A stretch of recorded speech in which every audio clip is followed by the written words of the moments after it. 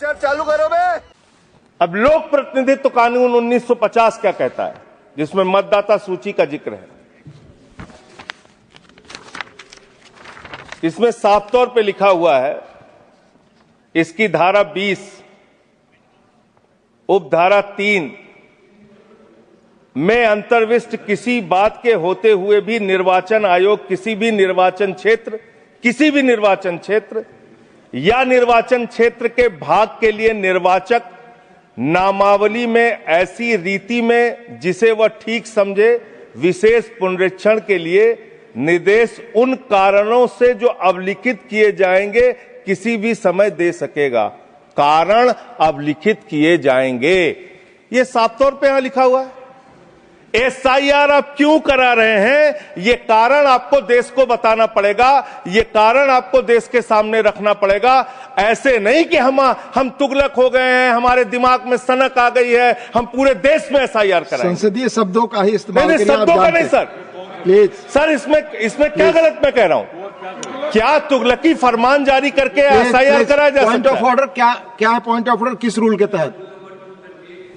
238 sir. हाँ बोलिए। Clause 5 reflect upon the conduct of persons in high authority unless the discussion is based on a substantive motion. I have already intervened. Please take your seat. हाँ माननीय संजय जी बोलिए आप। Sir मैं ये कह रहा हूं कि चुनाव आयोग को चुनाव नहीं लड़ना है सर, कानून बनाना है संसद को और उन नियमों का पालन करवाना है चुनाव आयोग को। तो आपको जब ये ताकत ही नहीं है एसआईआर कराने की ताकत ही नहीं है, आप किसी विशेष परिस्थिति में कारण लिखकर तब आप किसी क्षेत्र का, मात्र किसी क्षेत्र का आप एसआईआर करा सकते हैं, पूरे देश का एसआईआर आप नहीं करा सकते। और अभी तो रुको, क्लाइमैक्स अभी बाकी है। मान्यवर, ये देश के संविधान के अनुच्छेद 2 से चुनाव आयोग की रचना हुई। एक प्रकार से चुनाव आयोग एक संवैधानिक संस्था है। संविधान के अंदर चुनाव आयोग का गठन, उसकी शक्तियां, चुनावी प्रक्रिया, मतदाता की परिभाषा और मतदाता सूची को तैयार करने और उसके सुधारने के लिए की शक्तियां, इसके बारे में स्पष्ट प्रावधान किए गए। और मान्यवर, बड़ी विनम्रता से मैं बताना चाहता हूं कि प्रावधान जब किए गए तब हमारी पार्टी बनी ही नहीं थी। हमारी पार्टी के अलावे जो लोग हैं, इन लोगों ने संविधान सभा में चर्चा कर संविधान को बनाया था। इसलिए ये पूरी चुनाव की प्रक्रिया जो संविधान के अंदर व्याख्यायित की गई है और आज जो हो रहा है, ये दोनों के बीच में क्या अंतर है और आरोप क्या है, इसको मैं जवाब देना चाहता हूं। मान्यवर, फ्री एंड फेयर चुनाव कराने का हमारा संविधान ने जिम्मेदारी चुनाव आयोग की तय की। मतदाता सूची बनाने की और मतदाता सूची में सुधार करने की जिम्मेदारी भी चुनाव आयोग को दी।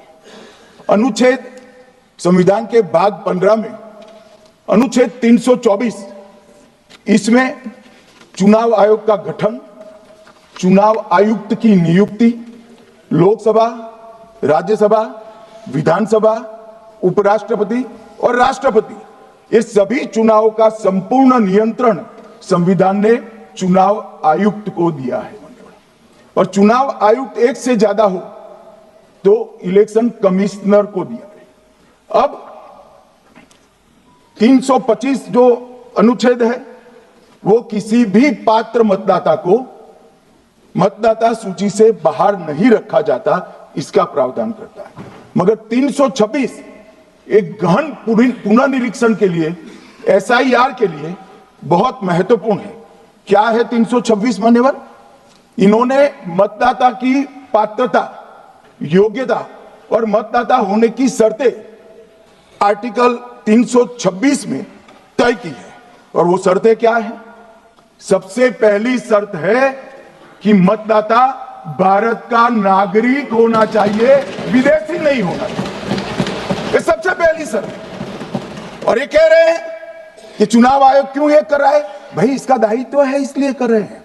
दूसरी है 18 साल से ज्यादा आयु का व्यक्ति मतदाता बन सकता है। तीसरा, वैधता का निर्धारण मानसिक असमर्थता, अपराध और भ्रष्टाचार में संलिप्तता के लिए जो कानून ने समय समय पर तय किया है, इसके तो ये 3 पात्रताओं के आधार पर भारत के मतदाता होने की बात तय होती है। और ये 3 चीजें किसने देखनी है मान्यवर? चुनाव आयुक्त को देखनी है। चीफ इलेक्शन इलेक्शन कमीशन मतलब चीफ इलेक्शन कमिश्नर और कमिश्नर्स ने देखनी है। और 327 में मतदाता सूची, सीमांकन, चुनाव संचालन और उसके लिए कानून बनाने की सिफारिश संसद को करने की सत्ता चुनाव आयोग को दी है। कल हमारे सदस्य मनीष तिवारी कहते थे गहन पुनर्निरीक्षण का इनको अधिकार ही नहीं है। आर्टिकल 327 पूर्ण अधिकार देता है कि मतदाता सूची इस व्याख्या के आधार पर बनाने का अधिकार चुनाव आयोग को है। मान्यवर, अब एसआईआर पर ही सवाल उठा दिए। मान्यवर, इन्होंने कहा कि एसआईआर आज क्यों हो रहा है। मैं इनको थोड़ा इतिहास और मान्यवर एक नई फैशन हो गई है, इतिहास बताते हैं तो नाराज हो जाते हैं कि आप इतिहास मत बताइए। अरे भला कोई भी प्रक्रिया, कोई भी देश, कोई भी समाज इतिहास को छोड़कर कैसे आगे बढ़ सकता है? इतिहास कोई भी समाज का महत्वपूर्ण अंग है। मान्यवर, हमारे लोकतांत्रिक इतिहास की शुरुआत 1952 से हुई। तो सबसे पहला गहन पुनर्निरीक्षण एसआईआर कब हुआ? 1952 में। एसआईआर की क्या जरूरत है वो कहते हैं, इसलिए मैं कहता हूं। तो उस वक्त प्रधानमंत्री कौन थे? जवाहरलाल नेहरू। किस पार्टी से थे? कांग्रेस पार्टी से। दूसरा कब हुआ? 1957 में। फिर जवाहरलाल नेहरू प्रधानमंत्री थे, कांग्रेस पार्टी से थे।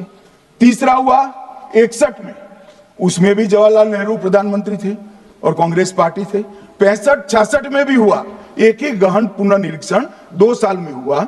उस वक्त भी श्री लाल बहादुर शास्त्री प्रधानमंत्री थे, कांग्रेस पार्टी थे। 83-84 में हुआ, इंदिरा जी थी। 87-89 में हुआ, राजीव गांधी थे।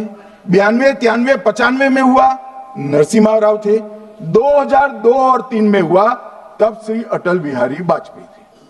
मान्यवर, 2004 में गहन पुनर्निरीक्षण समाप्त हुआ, तब डॉक्टर मनमोहन सिंह जी प्रधानमंत्री थे। तो 2, 3, 4 का एक गहन पुनर्निरीक्षण हुआ, एसआईआर हुआ।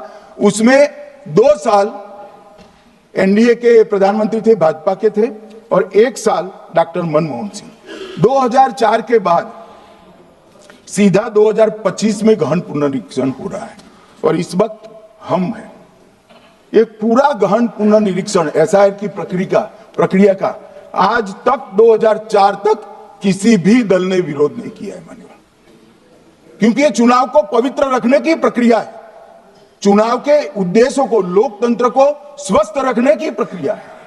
अगर लोकतंत्र में चुनाव जिसके आधार पर होते हैं वो मतदाता सूची ही प्रदूषित है, तो चुनाव कैसे साफ और सुथरे हो सकते हैं? समय समय पर मतदाता सूची का गहन पुनर्निरीक्षण जरूरी है, इसलिए चुनाव आयोग ने फैसला किया कि 2025 में इसको किया जाएगा। मजा आया।